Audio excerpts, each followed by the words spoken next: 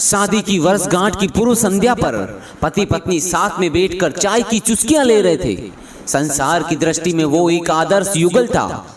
प्रेम भी बहुत था दोनों में, लेकिन कुछ समय से ऐसा प्रतीत हो रहा था कि संबंधों पर समय की धूल जम रही है। शिकायतें धीरे धीरे बढ़ रही थी। बातें करते करते अचानक पत्नी ने एक प्रस्ताव रखा कि मुझे तुमसे बहुत कुछ कहना होता है, लेकिन हमारे पास समय ही नहीं होता है एक दूसरे के लिए।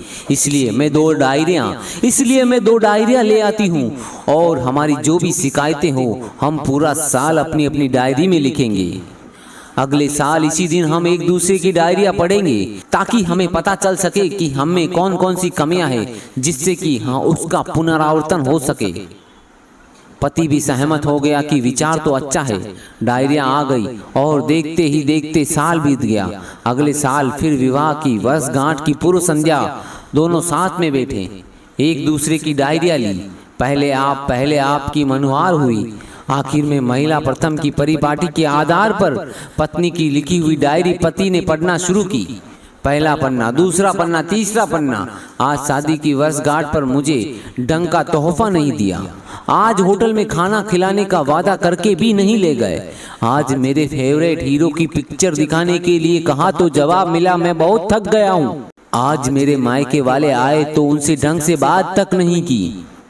आज बरसों बाद मेरे लिए साड़ी लाए, वो भी पुरानी डिजाइन की।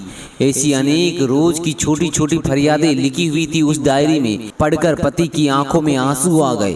पूरा पढ़कर पति ने कहा, मुझे पता ही नहीं था, मेरी गलतियों का मैं आगे से ध्यान रखूंगा, आगे से इनकी पुनरावृत्ति ना हो। अब पत्नी ने पति की डायरी खोली। पहला पन्ना कोरा, दूसरा भी कोरा, तीसरा भी कोरा।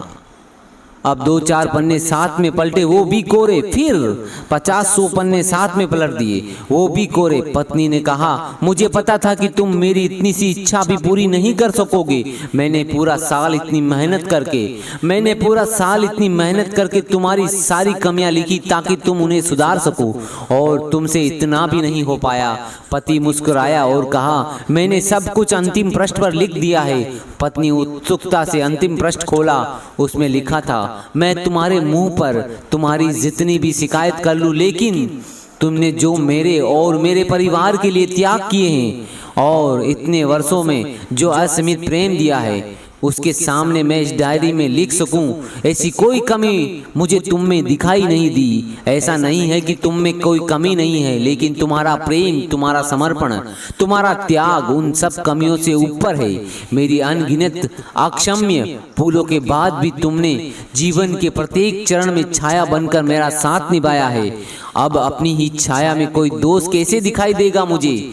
अब रोने की बारी पत्नी की थी। उसने पति के हाथ से अपनी डायरी ले दोनों डायरियों को अग्नि में सुहा कर दिया और साथ ही सारे गीले शिकवे खत्म कर दिए।